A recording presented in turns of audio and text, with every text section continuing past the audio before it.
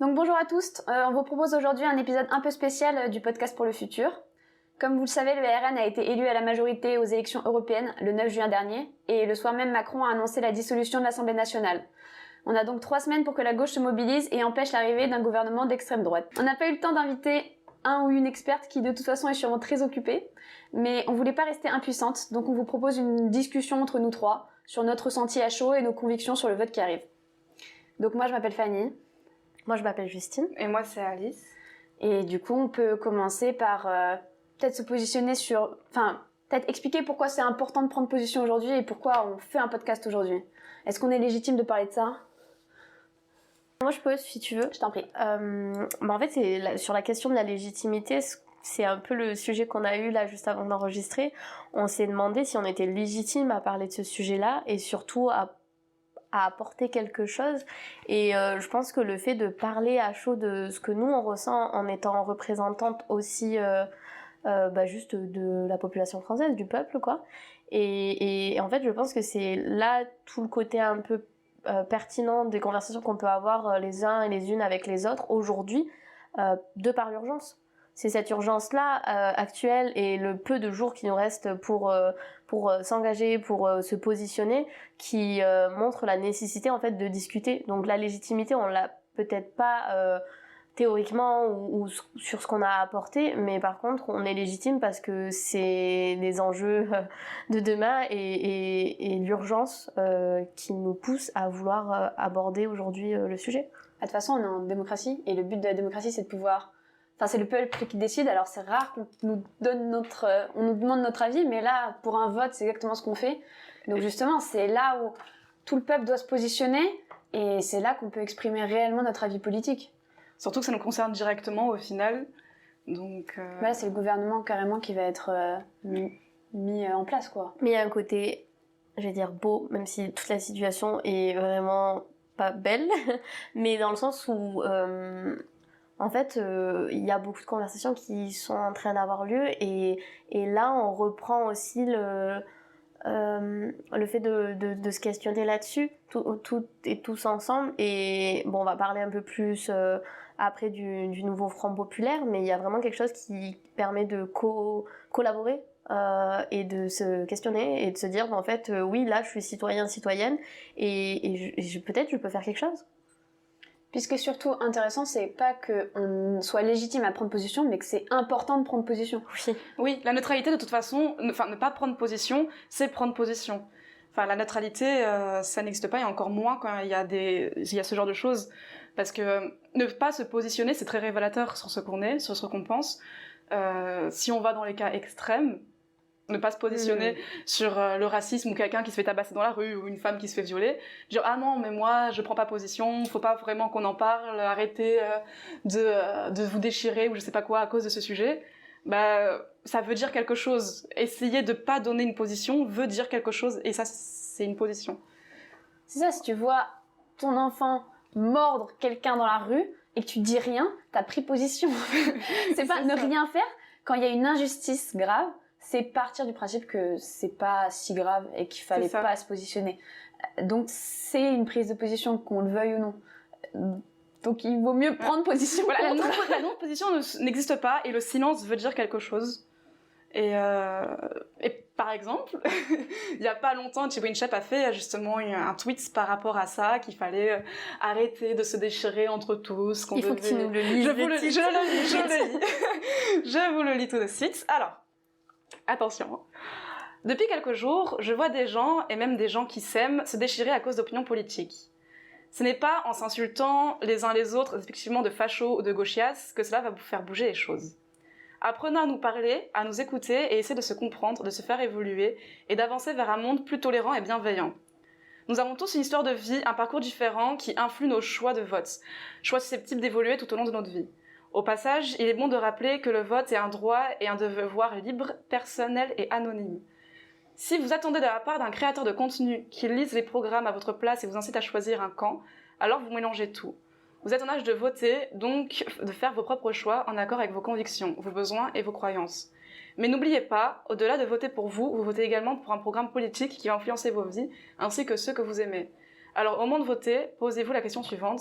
Mon vote aura-t-il un impact positif sur ma vie, des gens que j'aime et qui m'entourent? Donc quand on le voit... J'ai 2 trucs là qui me viennent. Quand on le voit, ça fait très bienveillant et très paternaliste, mais ça cache pas mal de trucs quand même. J'ai 2 trucs qui me viennent.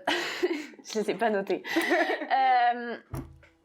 Premier truc, attends, c'était juste la fin là? Vas-y, on y est à la fin. Ah oui, alors, mon vote a un impact positif sur ma vie. Alors moi, je suis une femme, mais je suis blanche. Je viens d'un milieu plutôt riche. Je suis hétéro, cis. Je suis pas handicapée. Je suis pas racisée. Le RN aura sûrement un impact positif sur ma vie, mais c'est pas ce que je souhaite pour la société. Je veux dire, on parle pas d'un truc individuel, et c'est ça aussi qui m'a marqué, c'est que c'est toujours le vote est individuel, etc. Oui, quand t'es dans l'urne, c'est toi qui choisis, etc. C'est important que ça soit ton avis. Mais évidemment qu'on s'enrichit du dialogue avec les autres, c'est une décision politique. Ça veut dire que ça va influencer la société. La société, c'est un groupe de personnes. Évidemment qu'il faut discuter ensemble. Si chacun décidait dans sa tête, on arriverait vers une politique hyper individualiste. Évidemment qu'on... c'est un peu le cas, on est dans une politique hyper individualiste. Mais je suis désolée, les débats, c'est hyper important avant le vote. Par contre, oui, dans le vote, il faut que chaque personne décide. Mais on peut pas décider sans avoir consulté l'avis des autres, sans avoir compris le ressenti des autres. Il y a beaucoup de personnes qui votent RN, qui sont des personnes âgées et qui n'ont pas capté la difficulté. Peut-être qu'ils sont, c'est pas méchants dans leur tête, mais je pense qu'ils n'ont pas essayé de dialoguer avec les jeunes générations qui se rendent compte de la crise climatique qui leur arrive dans la tête, qui ont été éduqués avec le féminisme et qui comprennent qu'il y a des vraies problématiques et que là, ils n'ont pas pu discuter. Je trouve que c'est hyper important de pas être dans son coin. Et dans sa réalité. Oui, ouais. C'est ça. Et si, moi je pense que c'est important que les influenceurs, justement, éveillent, non. C'est pas forcément un bon mot, mais justement, en fait, explique pourquoi faut pas voter pour le RN et utilise leur influence. Justement, ils doivent utiliser leur influence et c'est peut-être pas d'aujourd'hui, en fait. De tout temps, en fait, et même avant, ça faisait beaucoup plus. Les grandes personnalités étaient politisées et donnaient leur avis politique et leur opinion politique. Et c'est très important de le faire. Justement, ils ont une plateforme, ils ont des personnes qui peuvent, justement, les entendre. Moi je pense qu'il faut se positionner sur ces questions-là parce que c'est beaucoup trop grave. On parle pas de se positionner en fait sur qui tu préfères dans la partie politique, on est en train de se positionner sur pourquoi c'est grave de voter RN. En plus, qu'ils le veuillent ou non, ils sont représentants. C'est ça que moi je trouve fou avec les influenceurs aujourd'hui, avec les artistes, c'est que en fait, ils parlent forcément à des gens et les gens s'approprient aussi leur histoire et ce qu'ils ont à dire et en fait, c'est un peu culotté de se dire, en fait, non, moi je fais du contenu, je partage, mais en fait, je prends pas non plus la posture d'assumer le fait qu'en fait on peut m'entendre. Mais en fait, on t'entend forcément. Tu fais des vidéos en plus sur le sport où tout le monde te suit pour avoir aussi cette motivation-là. Donc c'est dans le nom quoi, influenceurs, ils influencent. Oui, c'est exactement ça. Et en fait, il y a presque un truc et je pense qu'il y a la neutralité, comme on parlait tout à l'heure. En fait, on a peur aujourd'hui. Nos générations, en tout cas, même peut-être pas nos générations, mais aujourd'hui de se positionner. Mais à l'époque, les artistes, ils se positionnaient. C'était en plus tout le côté aussi de pourquoi on aimait un artiste, c'est que ils représentaient une parole, ils présentaient un discours, enfin, et on le voit même dans les concerts aujourd'hui, les artistes, certains, ils savent pas trop comment se positionner, comment faire, alors qu'il y en a d'autres, enfin, leurs textes, ils sont parlants, quoi. Et des gens comme Thibaut InShape, avec le nombre de millions de vues qu'il a, appelé à la neutralité, enfin, en tout cas, sous prétexte de, non, mais vous faites ce que vous voulez, vous êtes en mesure de vous questionner, en plus, pareil, ça questionne sur l'accès à l'information, sur l'accès au contenu, sur l'accès aux bonnes informations aussi. En fait, il se prête un rôle de non mais moi je suis pas là pour vous sensibiliser. Bah alors existe pas. Et dans ce cas, pourquoi t'envoies ce message aussi en fait? Parce que oui, si tu voulais vraiment pas le faire, pourquoi t'as écrit ce message-là? Et oui, je vois des personnes s'entre-déchirer qui s'aiment et tout. Oui, mais c'est pour une bonne raison. Ces gens se déchirent alors qu'ils s'aiment. C'est qu'il y a un enjeu très important. On parle pas en fait de savoir ce qu'on va manger demain. C'est beaucoup trop important. Ça, en plus, les influenceurs, comme tu le disais, ils ont un rôle à jouer dans, en fait, les opinions, l'opinion d'une société, elle passe par la culture. C'est comme ça qu'elle est créée. Et là, on rentre un peu dans une société où les gens ne vont plus voter. Pourquoi? Parce que beaucoup d'influenceurs aussi disent « Ah, je suis apolitique, je m'y connais pas trop, je connais pas... » Donc ça passe un peu pour quelque chose compliqué, etc. Oui. Alors que... Et du coup, c'est un message qu'ils envoient. Ils envoient un message. Il y a un message qui est envoyé. Ils le veulent qui ce est- rôle, quand ça les Ouais. arrange, ils le veulent en plus ce rôle. Oui. Donc, Mais là, il y a beaucoup envoient un message de faut pas prendre d'opinion politique, mais pour moi, c'est une opinion politique. Oui. De dire, il faut Exactement. pas, je suis apolitique, moi je m'y connais pas trop en politique, mais en fait, du coup, t'envoies un message politique fort. C'est ça. La politique, c'est trop compliqué. Et du coup, j'ai l'impression que ça légitime beaucoup les médias traditionnels. Ça veut dire ceux qui vont dire que Macron c'est le centre et qui vont dire que les extrêmes c'est extrême gauche, extrême droite. Alors que parce que si on ne prend pas position, on part du principe que c'est vrai, donc du coup on va voter vers le milieu, l'opinion générale, sans se poser de questions, en se disant on prend pas de risque. Alors que c'est faux quoi. Et justement c'est aux artistes et en tout cas à la culture de dire ça. Avant la culture était très à gauche en tout cas, enfin je veux dire c'était très militant etc. Là j'ai l'impression que ça devient apolitique, ce qui est un problème. Et c'est vrai que le discours apolitique c'est une vraie position au final, et je pense même ça pousse les personnes qui les suivent à s'enfoncer dans le non mais comme machin a dit que c'était compliqué, Ouais, je vais pas m'y intéresser, et c'est un truc pour adultes. Alors, on est adultes hein, mais vous avez compris. oui, c'est que ça pousse au désintérêt. Oui. Oh bah si mon influenceur que je préfère, il se positionne comme ça, bon bah moi c'est un peu pareil. C'est vrai que je manque peut-être d'informations. Bon bah allez, on va laisser entre les gens qui connaissent régler l'Assemblée nationale et puis c'est ok. Mais non, enfin là aujourd'hui c'est une question c'est toi en tant que citoyenne, c'est ton avenir qui est en jeu aussi quoi. Surtout que les votants FN, souvent, donc en moyenne c'est personnes âgées, donc avaient l'habitude de voter régulièrement, et du coup ils vont aller voter. Et la classe qui se désunit un peu, c'est les jeunes, et souvent ils votent à gauche. Ce qui n'est pas si vrai, parce qu'il y a quand même beaucoup de RN chez les jeunes, ce qui est un peu terrifiant. Où sont Mais, papy et mamie qui les a... c'est Bardella et Insta quoi. Mais... Aussi TikTok, Et TikTok, pardon. Il y a beaucoup TikTok.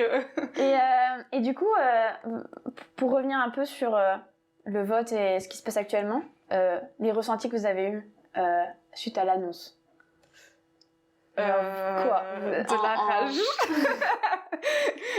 Alice de la rage. De la rage. Non, vraiment, en fait, je m'y attendais un peu, mais pas à ce point-là, parce qu'on m'avait un peu parlé justement des sondages et tout. Je me suis dit, non, mais quand même. Que le RN passe. Non, mais que le RN passe Ouais. à ce point-là. Ouais. Genre, je m'y attendais pas vraiment. Donc, le soir, justement, on était là, on regardait justement les résultats. Donc, déjà, un premier choc.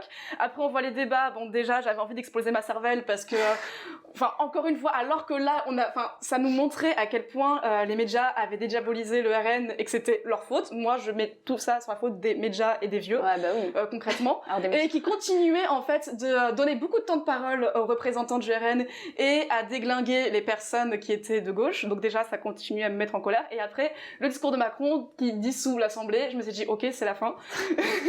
C'est la fin. Moi, j'avais un scénario catastrophe tout de suite. Et j'étais vraiment très très en colère. Et ça a mis du temps à descendre, quelques jours. Et le temps que je vois que finalement, le vent tourne du bon côté, on va dire, pour la gauche, et de voir que finalement, maintenant j'ai énormément d'espoir de me dire, mais en fait, si ça se trouve, c'est ça qui va faire qu'on va tomber dans un bon parti. Exactement. Parce qu'on n'est pas forcément toutes les deux à fond là-dedans. Ouais. Voilà, je suis la seule ici, je pense, à être ultra Mais c'est optimiste. important. À me dire, c'est ça, moi je suis trop optimiste, je dis ça y est, c'est bon, on va avoir un super gouvernement maintenant, là ça tourne trop bien, ça y est, c'est bon, on va avoir un truc cool. C'est Maintenant, génial, la gauche va passer maintenant plutôt qu'en 2027. Exactement. Moi, en plus, j'y croyais même pas pour la gauche passer en 2027. Je me suis dit, non, mais ça va faire comme d'habitude, ça va être Attal qui va passer, et puis ça va faire, on aura Macron pendant 20 ans. Dans ma tête, c'était ça. Sauf que là, je me suis dit, vas-y, c'est peut-être ça qu'il devait avoir pour que les gens puissent bouger leur cul et que la gauche commence à mettre leur ego de côté et à s'unir. Enfin, il était temps. Ouais. Parce que aussi, je m'étais dit, s'ils s'unissent pas, j'éclate leur tête. Et finalement, ils s'unissent. Et donc là, je suis très positive. Ok, donc t'es passé de Donc, voilà. l'énervement, la colère à espoir. Exactement, grand espoir. Ok, trop bien. Voilà. Et toi, Justine, du coup Moi, comment j'ai réagi ? Eh bien, j'ai réagi, je pense, de manière très honteuse parce que je n'ai pas voté. Donc, mon premier ressenti, c'est terrible, mais c'est que je me suis sentie très honteuse. C'était un moment où je me suis pas trop engagée dans ce qui se passait. J'étais à côté de tout ça. Ce qui, voilà, il y a des périodes de vie comme ça. Et c'est vrai que la première réaction que j'ai vue, c'était une recherche internet. Donc je me souviens, j'ai regardé, je me suis dit, oh bah tiens, qu'est-ce qui s'est passé alors aux élections européennes? Et en fait, je me suis pris en pleine gueule le RN 31, 32%, j'allais dire l'autre. Bon. Marion Maréchal, je crois à 5%, enfin quelque chose comme ça. Et je me suis dit, oula, c'est la catastrophe. Et en plus, vu que j'ai regardé ça assez tardivement, je me suis pris ça, plus Macron, dissolution de l'Assemblée. Et en fait, je crois que oui, le premier truc que j'ai ressenti, c'est la honte, parce que il y a des moments où en fait, et avec recul, pas de honte à avoir, il y a des périodes de vie où égoïstement on pense à soi et on peut pas penser toujours collectivement et on peut pas consacrer du temps non plus à tout ce qui compte pour nous.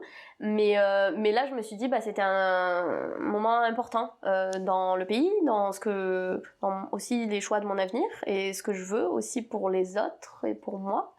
Même si, comme tu disais, Fanny, pareil que toi, je pense que même si le RN passait, on est peu touchés. Tranquillou. Voilà.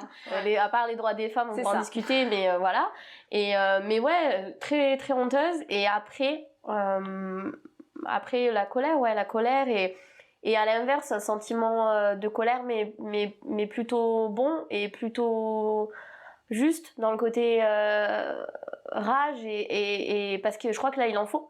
Et puis en fait c'est génial parce que quand on observe ce qui se passe là en France, il y a beaucoup de manifs, donc bon bah après tu te bouges et en fait tu vois qu'il y a plein d'actions et que tu peux y aller et qu'il y a des choses à faire. Et je pense qu'il y a eu ce truc de honteuse, j'ai rien foutu et voilà, mais là il y a de quoi faire.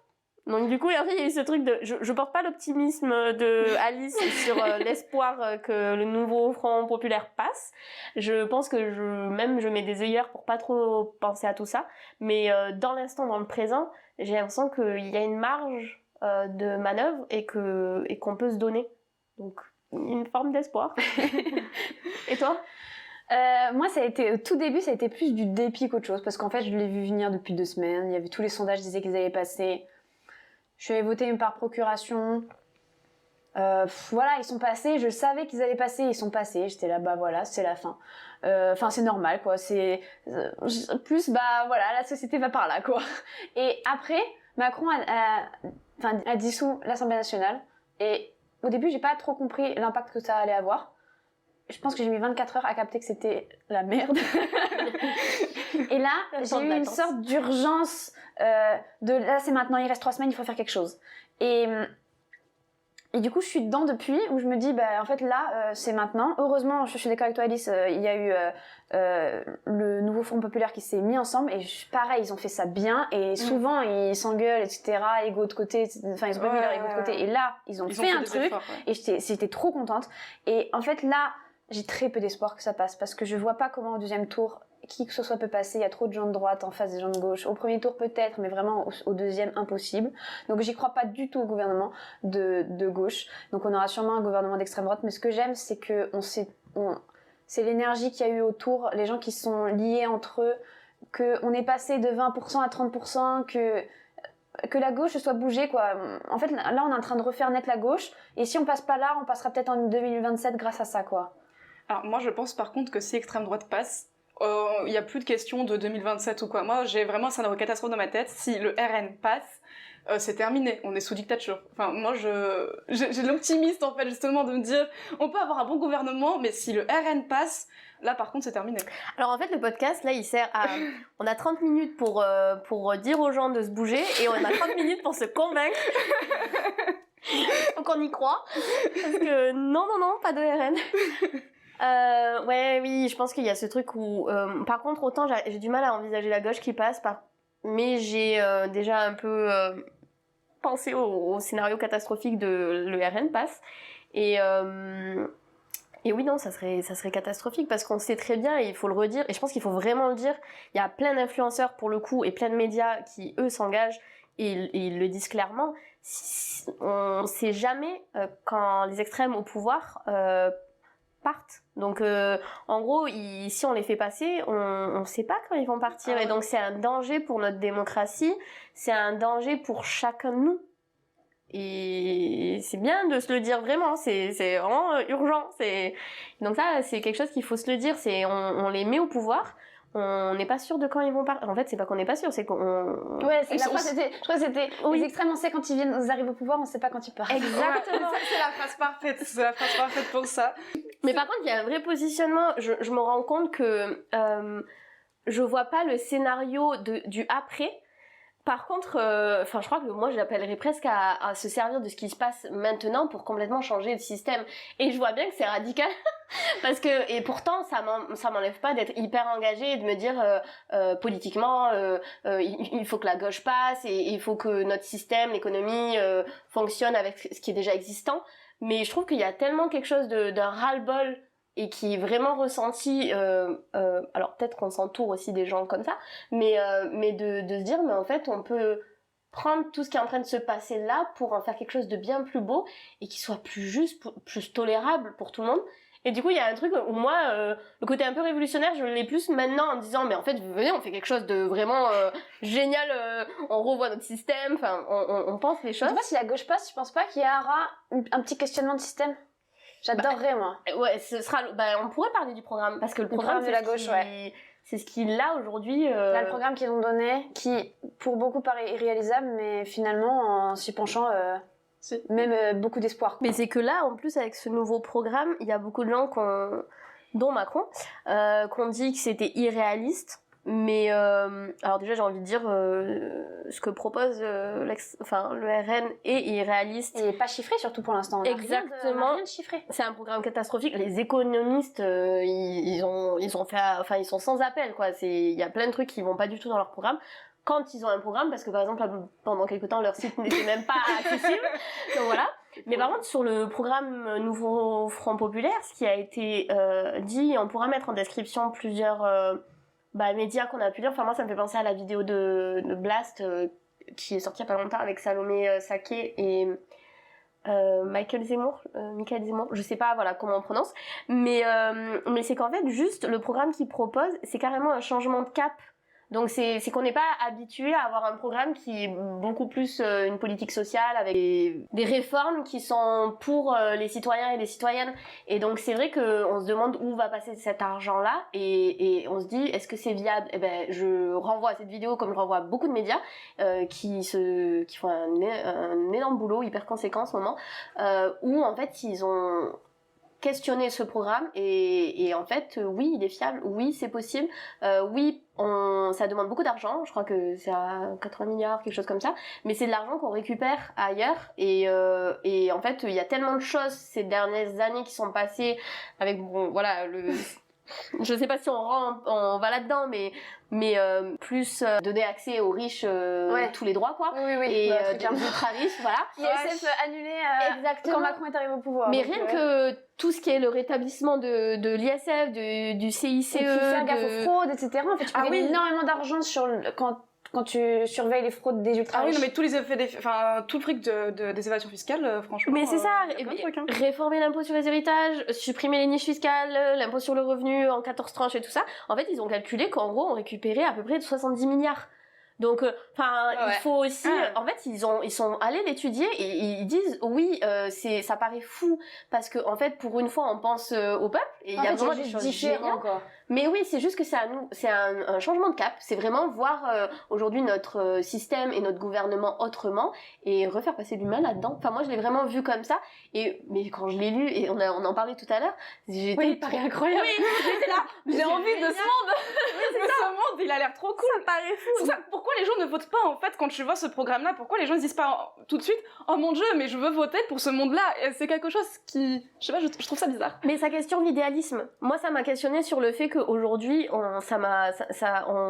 on a peur d'avoir espoir et on a peur d'y croire et on se dit non mais en fait on est directement fataliste. Il y a plein de gens qui sont fatalistes qui se disent non mais eux c'est des utopistes, ça ne passera pas et même dans les conversations oh vous êtes utopiste, combien de fois moi j'ai pu l'entendre mais en fait entre un programme qui oui il est beau, il fait plaisir, on se dit peut-être on peut enfin avoir une vie digne un peu pour tout le monde aussi et à côté de ça un programme qui Bon, en vrai, c'est une catastrophe. Ouais. Je veux même pas rentrer, on peut rentrer là-dedans, mais non. Mais en fait, allez-y, purée, qu'on nourrisse l'espoir, quoi. Au pire, si ça fonctionne pas, vaut mieux un programme qui peut pas s'appliquer, mais au moins nous fera pas de mal, s'ils font rien, plutôt qu'en fait, on ait un programme comme le RN ou même Macron, enfin, tous les trucs qu'il nous a fait passer. Macron. Ou qu'on se prend dans la gueule. Enfin, mieux vaut un truc qui peut pas s'appliquer, et si ça s'applique, trop cool, plutôt que le reste. Mais en plus, c'est que, encore une fois, on le rappelle, c'est que des économistes l'ont étudié, et c'est possible. Oui, c'est possible. Alors que celui du RN, il y a plus de peur, quoi. Bon, s'il s'applique pas, tant mieux après, tu vas me dire. Mais... Et du coup, quelques exemples de ce qu'il y a dans le programme, il y avait augmentation du SMIC à 1 600 € net. Le revenu pour les étudiants. L'indexation sur les salaires pendant l'inflation. Ouais. Rétablissement de l'ISF, ça c'est un bonheur. Oui. Le CICE aussi. Ouais. Après, il y a réformer l'impôt sur les héritages. Ouais, ça c'est trop bien aussi.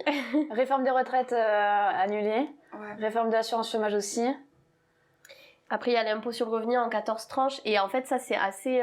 faut savoir que l'impôt sur le revenu en France est pareil, sous couvert de maîtrise, parce que moi, tout ce qui est économie, je maîtrise pas. Mais c'est que, en gros, ça... On paye pas trop d'impôts, je crois, en France sur le revenu, mais ça permet de baisser aussi l'impôt. Enfin, à voir, mais c'est que vraiment, le fait de faire 14 tranches, c'est super, de ce que j'ai compris. Ok. Et non, mais il y a pas mal de choses. Après, ça a montré que ce qui fait peur, c'est aux entreprises. Donc pareil, le programme de gauche qui était inquiétant, enfin, ce qui est inquiétant pour beaucoup de personnes, c'est qu'on pense que c'est les entreprises qui vont trinquer. Ok. Même les petites? Oui, surtout les petites, c'est souvent celles qui ont le plus de mal à s'en sortir. Et en fait, pas vraiment, parce que en gros, il y a quelque chose qui permet de récupérer l'exonération. Donc voilà, enfin là c'est des idées c'est de la vidéo. Bah ouais, c'est ça, des infos que j'ai pu prendre, donc on reverra là-dessus. Mais c'est pareil, il y a un truc qu'il faut être dit aussi, c'est qu'ils ont fait un programme en 3 temps, donc les 15 premiers jours, les 100 premiers jours et les mois suivants. Mais j'ai l'impression que ils ont dû faire leur programme en 4 jours, donc oui, bien sûr que ça va bouger, bien sûr que c'est des idées globales et qu'il va falloir voir comment le mettre concrètement en place. Mais ce système de calendrier, déjà, c'est une très bonne idée. Oui, on va peut-être pas avoir le SMIC, augmentation de 14% directement, mais en fait, c'est quelque chose qui est posé et on peut espérer l'avoir, et juste, ça va se faire petit à petit. Donc, je trouve que c'est honnête aussi, surtout de dire que ça va pas arriver d'un coup. Ça me rassure plus un programme qui est honnête et pas idéaliste, genre... je suis élue, demain, 10 000 €. Non, je préfère un truc qui dise, pas tout de suite, faudrait qu'on mette en place des politiques, quoi. Mais par contre, aucun groupe n'aura la majorité absolue, quoi qu'il arrive, à l'Assemblée nationale. Donc même si on a un gouvernement de gauche, ça a bloqué un peu au niveau des votes, non ? Ça va un peu galérer. Mais comme actuellement. Mais je pense que ce sera pire, parce que le gouvernement de gauche, on aura peut-être un gouvernement de gauche plus grand que maintenant. Et par contre, je me dis, peut-être que du coup, là, s'ils ont quand même une grande part dans l'Assemblée nationale, et pour 2027, ça pourrait être un gouvernement totalement de gauche. Oui, ça faut espérer. Ça peut être une transition. Mais... Moi, je me dis, ça peut être une transition. Ça serait génial que ces 3 années montrent que la gauche c'est bien et que du coup ça passe en 2027. Mais après, le risque, ça sera que pendant ces 3 ans, la gauche se redissout et se remette pas d'accord, on va dire, dans l'Assemblée nationale. Oui, je vois. Mais non. Mais faut espérer. Faut espérer que justement, en fait, se mettre à travailler ensemble, c'est peut-être ce qu'il fallait, quoi. Ouais. Et est-ce qu'on ferait pas une petite piqûre de rappel de ce qu'est le RN ? Oui, le RN. Parce que je pense qu'il y a quelque chose aussi qui moi m'a un peu choquée. On parle pas assez du positionnement aujourd'hui du RN. Faut le rappeler, toute l'idéologie de l'extrême droite, ça repose sur des valeurs traditionnelles et conservatrices. C'est un parti, et moi je le positionne comme ça et je le dis clairement, qui est antisémite, islamophobe, misogyne, raciste, homophobe, transphobe. On pourrait revenir sur tout ce qu'ils ont voté ces derniers temps, qui est à l'encontre de tous les droits et les avancées qu'on pourrait avoir pour chaque être humain, quoi. Être humain, c'est ça exactement. Et moi, ce qui me fait peur avec le RN aujourd'hui, c'est à quel point on a banalisé le RN. Oui. Il y a 20 ans, c'était la honte de voter pour le RN. Mais oui, Ah quand oui, oui, on en c'était parlait vraiment ça. avant, là, quand on était jeune, enfin, moi quand j'étais petite, il y a eu un premier barrage anti-RN, Ouais. mais c'était 80% des personnes qui ont voté contre. Je veux dire, ça a fait peur. Les gens avaient peur de ça. Ils se disaient, oh mon Dieu, le RN est passé au deuxième tour, c'était impossible. Et pour eux, Et c'était c'est banalisé, là. Oui, ça a été banalisé, mais en fait, c'est à cause des médias. Avant, les médias, ils diabolisaient comme il fallait diaboliser, justement, le RN. Ouais. Ils montraient vraiment ce que c'était. Mais là, il y a une dédiabolisation dans les médias du RN, et ils leur donnent énormément de temps de parole. Ils ne vont jamais revenir sur ce qu'il dit. Ils ne vont pas, en fait, montrer, par exemple, ce pourquoi ils ont voté. Ils vont laisser leur dire des dingueries. Et vraiment, Moi, je trouve qu'elle est... ils redorent l'image du RN. Alors, entre les personnes, du coup, qui regardent les médias mainstream, je pense, du coup, notamment aux personnes âgées qui sont à la retraite, qui, eux, ne regardent que ça, forcément, ça leur rentre en tête. Et après, c'est eux qui votent le plus parce qu'ils sont en majorité dans la population. Et eux, ils ont toujours eu la culture de « on va voter », ce qui est beaucoup moins présent chez les jeunes. Et il y a vraiment ce truc de... On dédiabolise le RN, et maintenant, notre ennemi, c'est la gauche, et on diabolise la gauche au lieu de diaboliser le RN. Il y a La vraiment gauche qui est considérée comme extrême gauche. Exactement, c'est vrai qu'extrême... Mais c'est les têtes de liste aussi du RN qui ont fait ça. Genre, avant, il y a Jean-Marie Le Pen, il faisait peur. Oui. Parce que, il était dur dans ses propos, quoi. Il avait pas peur de dire ce qu'il pensait. En fait, il montrait vraiment ce qu'était le RN. Après, il y avait Marine Le Pen qui a repris la tête du parti. Alors, je parle pas de Marion Maréchal parce qu'elle est pas au RN, mais même pareil, en fait, elle a des propos beaucoup plus extrêmes, mais elle a un passing, une communication bien meilleure. Et prends Bardella, mais alors, roi des réseaux sociaux. À ce moment-là, c'est une stratégie de com. Les idées, elles sont plus tant importantes. Ce qui est important, c'est l'image. Ouais, là, quand il a répondu à Squeezie, là, en tweet, là, il a essayé de faire de l'humour. Enfin, pour nous, ça paraît ridicule, mais en fait, il paraît que c'est bien passé par rapport à plein de jeunes. Enfin, c'est terrifiant, Et en plus, il a repris des trucs de ce qu'ils auraient voté pour ou contre, alors que finalement, pareil, c'est faux. Tu peux retrouver facilement sur Internet ce pourquoi on votait le RN. Et c'est bullshit, en fait. Puis Supercom, il a fait une vidéo sur pourquoi voter RN, c'est voter pour les femmes. Enfin, je veux dire, en fait, ils ont une com du tonnerre. Ouais. Et ça, la gauche, on peut pas se vanter d'avoir la même. Et je pense que à l'heure du numérique et des informations rapides où les idées, elles passent plus trop, c'est plutôt celui qui aura la meilleure façon de dire, la etc. meilleure image, la meilleure... Et là, il nous explose, quoi. Mais je sais même pas, en plus, si c'est représentatif, dans le sens où on dit aujourd'hui, les jeunes, ils aiment bien c'est cette communication des réseaux sur TikTok, ça fait rire les jeunes et tout ça. Et en fait, c'est quelque chose qui est on montre le fait que les jeunes aujourd'hui sont raccrochés qu'à ça et que c'est presque nous qui desservons qui ont fait monter cette cote de popularité.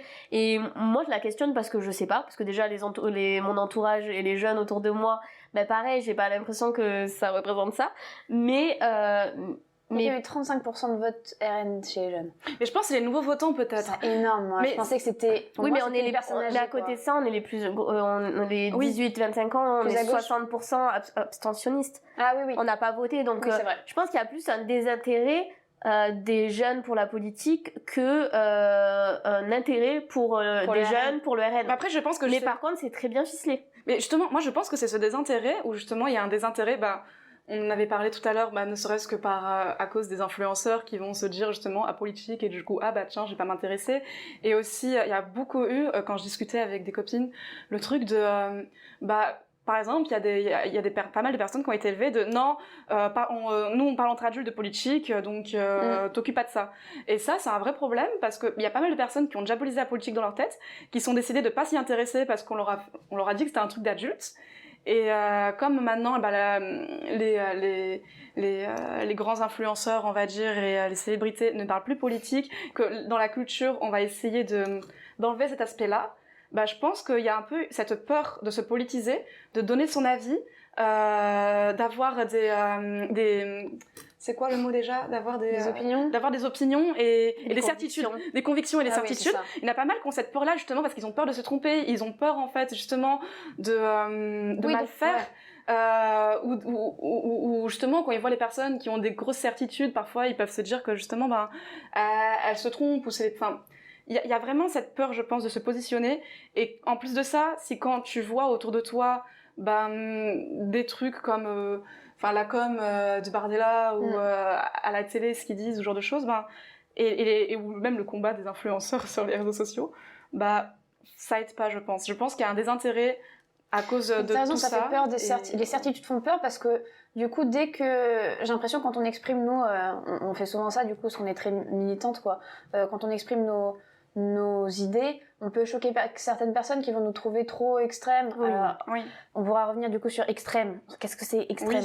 Mais du coup, on avait fait le premier épisode du podcast, c'était justement pour questionner nos certitudes. Et en gros, ce qui était ressorti, c'est que c'est important de les questionner entre nous. Mais par contre, une fois qu'on les a assez questionnés, c'est aussi important de les porter avec courage et avec fierté, sans les questionner, enfin toujours les remettre en question, parce que c'est exactement sur quoi vont jouer les médias ou les opposants, c'est vous n'êtes pas sûr de vous. Alors que, évidemment qu'on se questionne régulièrement, mais en fait les certitudes c'est aussi important d'en avoir pour pouvoir porter une idée politique, quoi. Oui.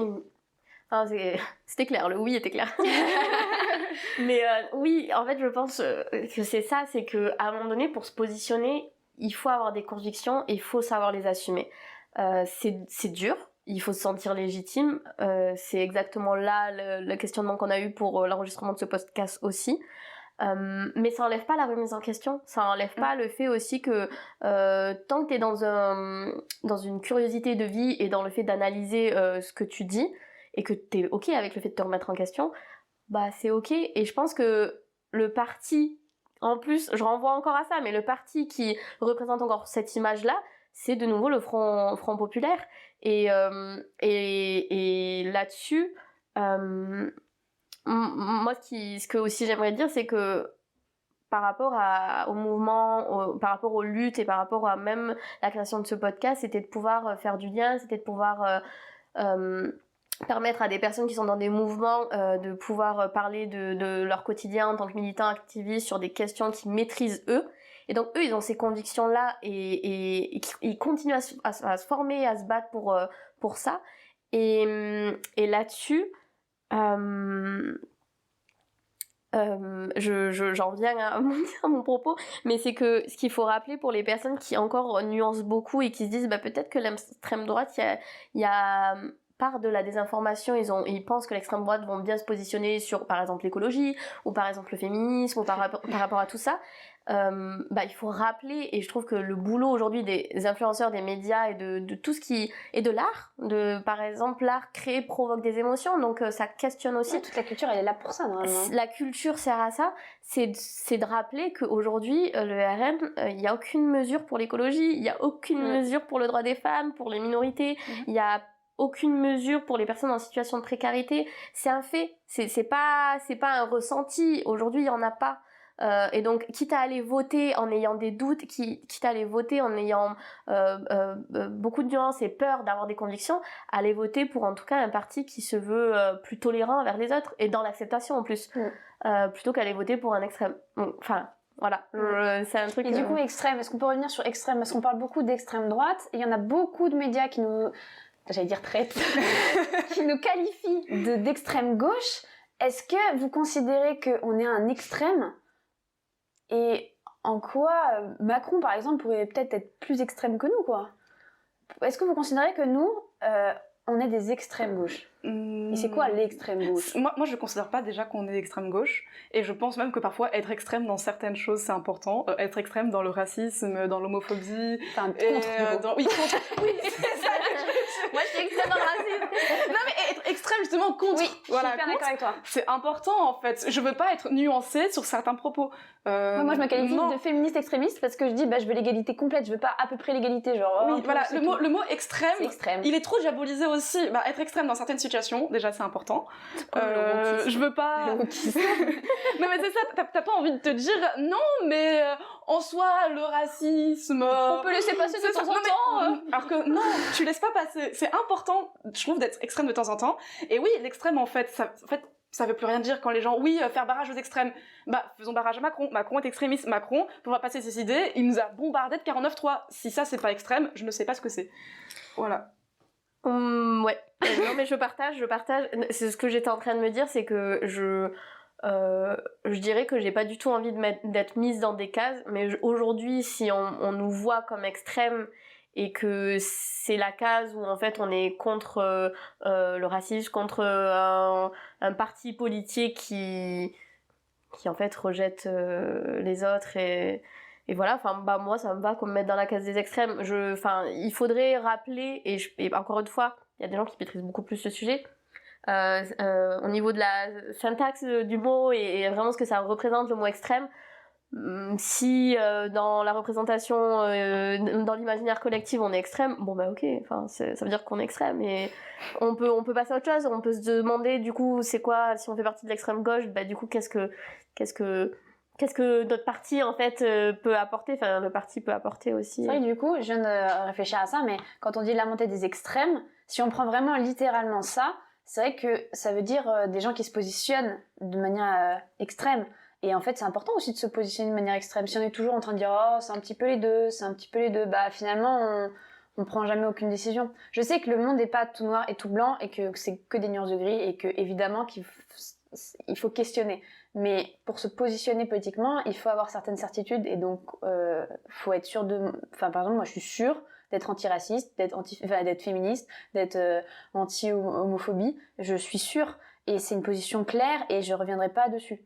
Et tu te questionnes tous les jours et pourtant je me questionne sur comment tous les jours, faire, comment... Ouais. Oui, c'est ça. Et donc je suis quand même en questionnement exactement sur est-ce que ce que je fais là c'était vraiment est-ce que c'était homophobe ou pas, etc. Donc il y a toujours un questionnement tout le long, mais par contre il y a des choses extrêmes sur lesquelles je suis posée, mais c'est vrai que la montée des extrêmes ça fait un peu peur parce que moi je pense à la montée de l'extrême droite qui met en jeu nos libertés et le monde que je veux pour plus tard, mais c'est peut-être plus une opinion.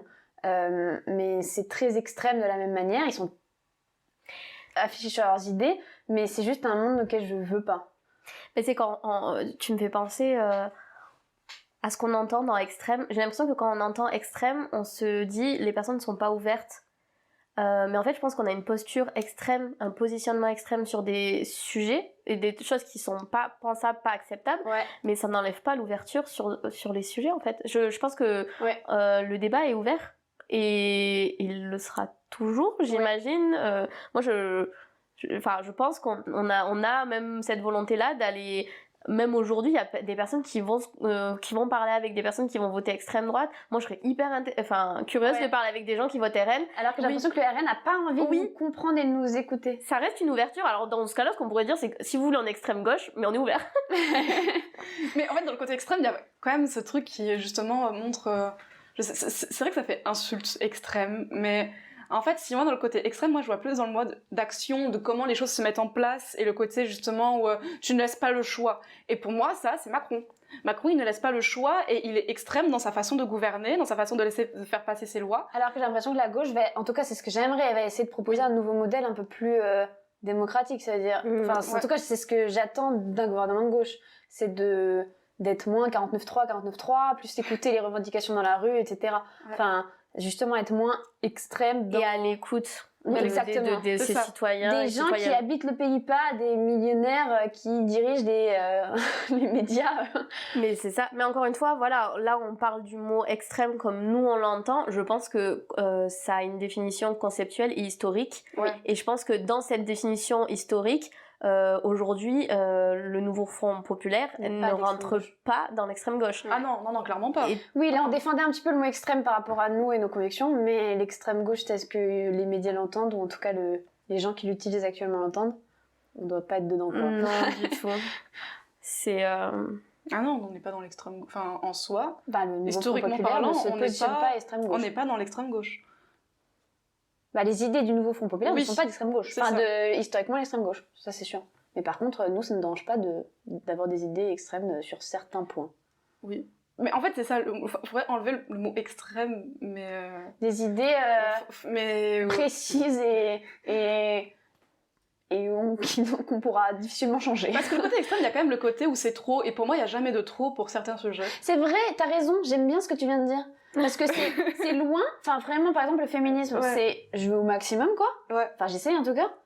Mais extrême, c'est vrai qu'on a l'impression que c'est trop, alors que c'est juste plein, mais c'est pas, ça déborde pas, quoi. Tu peux pas juste la totalité. Ça, tu peux pas être trop antiraciste, être trop anti-homophobie, ou être trop féministe. Enfin, c'est bizarre de dire trop. Totalement. C'est... J'adore ce que tu viens de dire. Je suis fan de toi. Merci. Non, mais... Et du coup, dernière partie, on fait quoi ? Qu'est-ce qu'on peut faire ?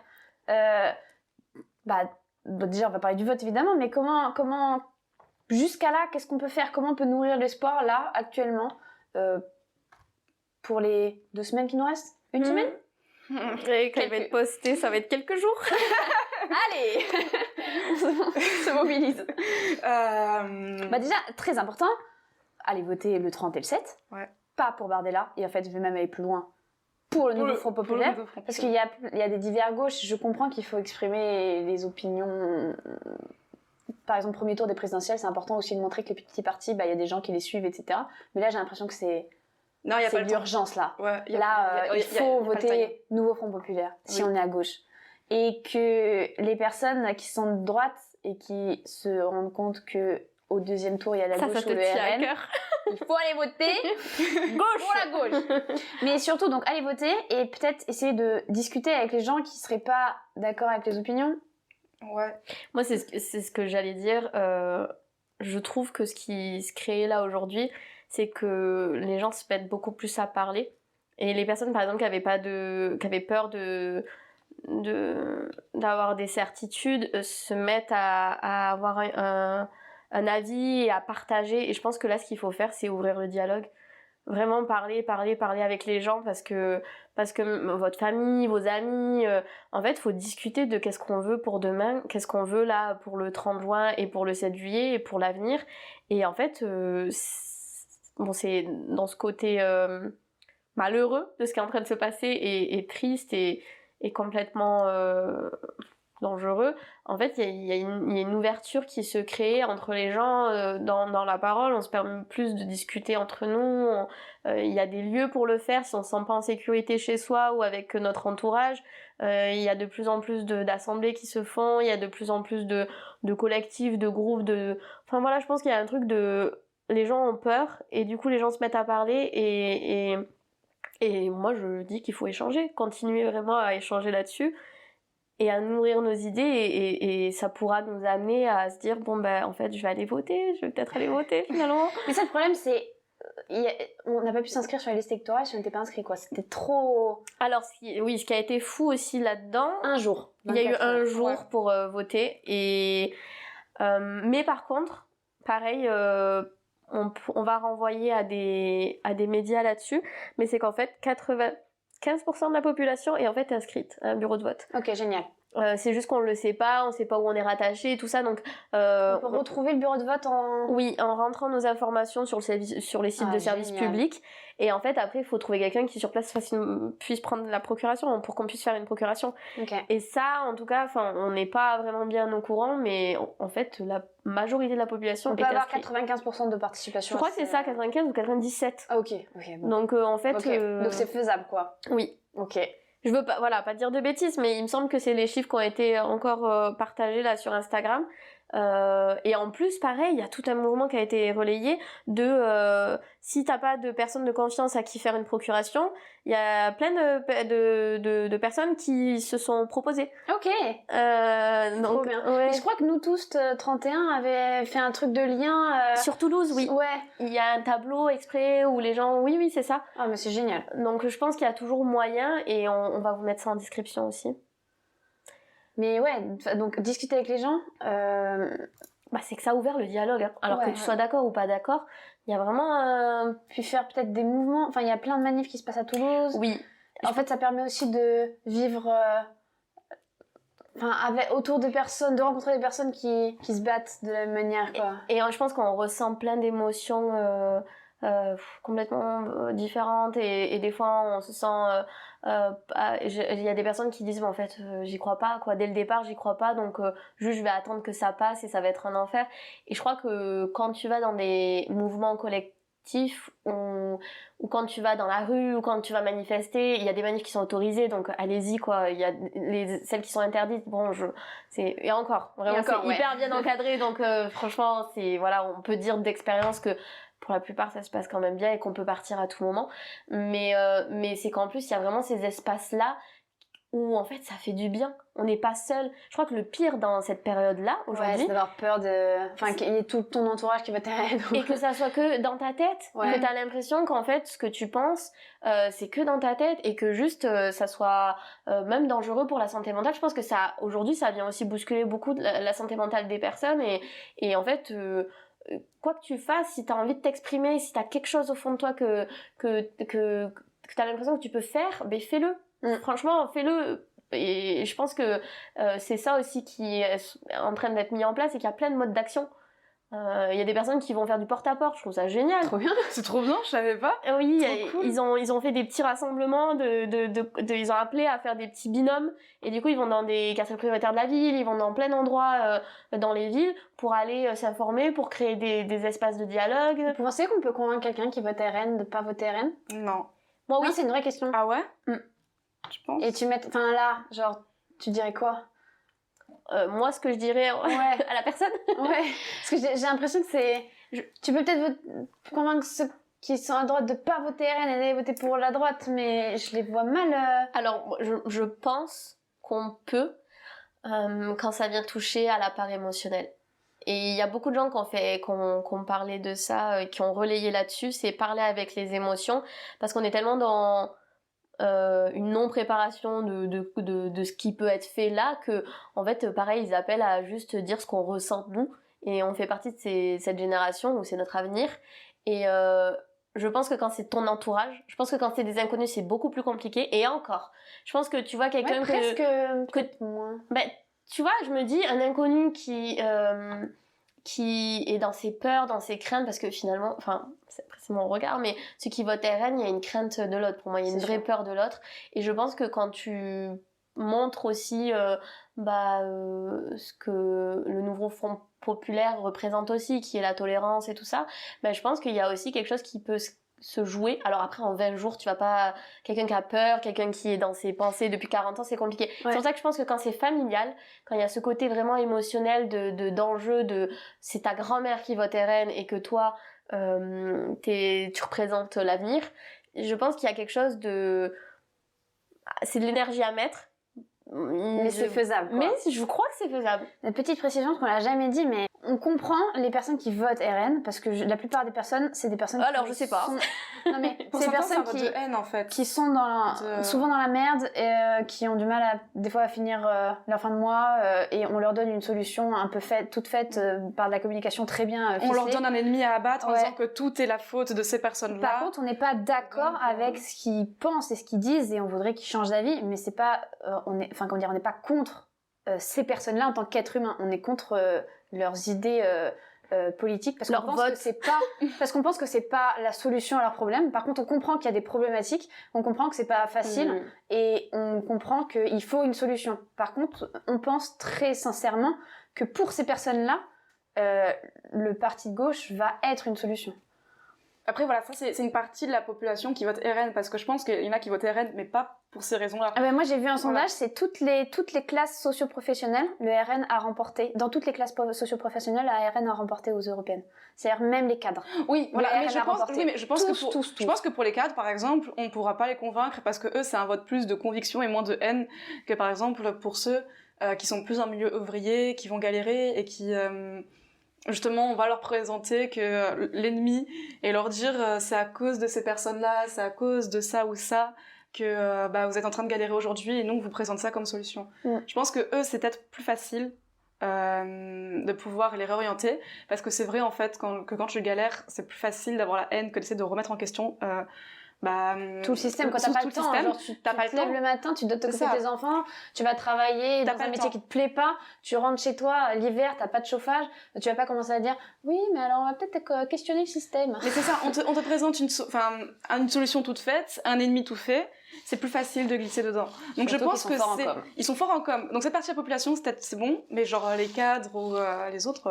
Après, ce qui a été aussi démontré là, c'est que on peut perdre beaucoup d'énergie à essayer de convaincre quelqu'un qui vote RN et que ce qui est le plus facile ou en tout cas accessible c'est d'essayer de convaincre les gens qui votent pas. Parce qu'il y a beaucoup de gens qui votent pas Et il y a un sondage sur l'abstention enfin là actuellement parce que il y en a eu beaucoup, il y a eu 50% aux européennes, ce qui n'était pas non plus nul. je crois que oui, on est autour des 50-60%. Là encore? Ah non, là je pense que les gens vont aller. J'espère. C'est ça que je me demande.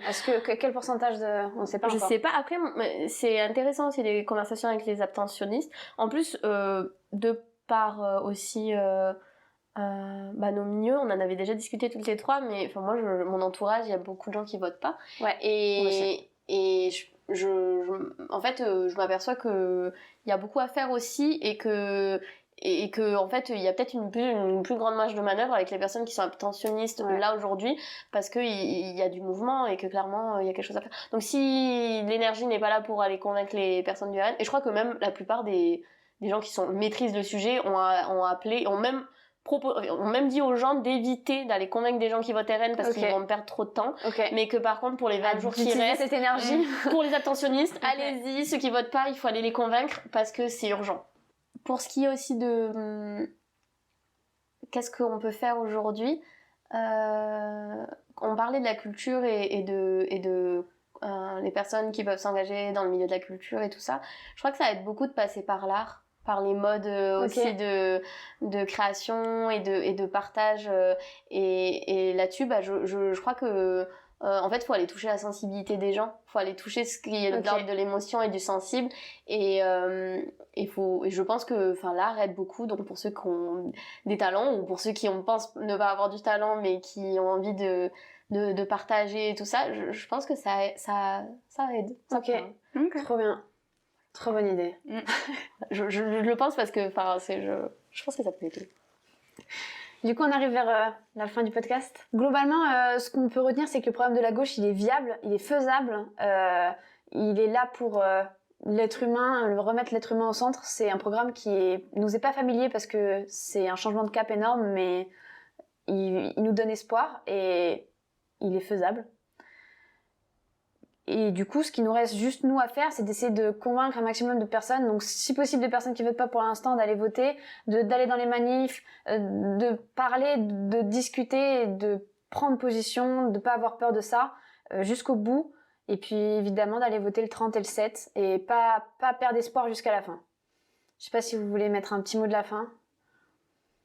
Non mais oui c'est ça, servez-vous de aussi vos amis, vos familles, c'est facile, on appelle aussi à lutter et à prendre position, mais pas individuellement, faut le faire individuellement si vous le sentez, mais collectivement c'est génial aussi, et encore une fois, moi ça me fait penser là... Il y a pas longtemps, il y a des petits groupes qui sont rencontrés dans les manifs ou sur des groupes et tout ça, et qui sont allés imprimer qu'est-ce que ce serait si le RN passait, et en fait c'est des feuilles où il y a plusieurs mesures qui ont été évoquées par rapport à ce qu'ils ont déjà fait passer comme loi ou quand ils n'ont pas voulu faire passer des lois, et c'est des petits trucs que vous pouvez aller faire, de imprimer et aller les mettre dans les boîtes aux lettres ou faire du collage ou des choses comme ça. Donc moi ce qu'on appelle à faire aussi, c'est si vous vous sentez seul là-dedans, ne pensez pas que vous êtes seul, faites du collectif, faites du lien. Il y a plein de choses qui sont en train de se faire, il y a plein de gens qui se rassemblent, et je pense que lutter et prendre part à tout ce qui est en train de se faire, c'est génial de le faire à plusieurs. Ouais. Trop bien. Je suis d'accord avec tout ce que vous avez dit de toute façon, mais surtout moi je dirais de ne pas perdre espoir. D'essayer de se dire que justement on est peut-être au moment où on peut réussir à passer un cap qui pourrait être sympa, et voilà. Mais après je sais que ça peut être compliqué de garder cet optimisme là, mais justement de voir que même si ça passe pas, on est, comme tu as dit Justine, on est dans un mouvement en fait où il y a quelque chose qui se crée, et c'est le moment de créer justement des discussions, de pouvoir en parler avec des personnes qui de base ne s'intéressent pas à la politique, et réussir.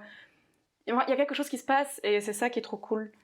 Et même s'il y a un gros scénario catastrophe qui pourrait arriver, c'est quand même sympa. Je sais pas trop comment dire, mais voilà. Mais il y a de la beauté dans...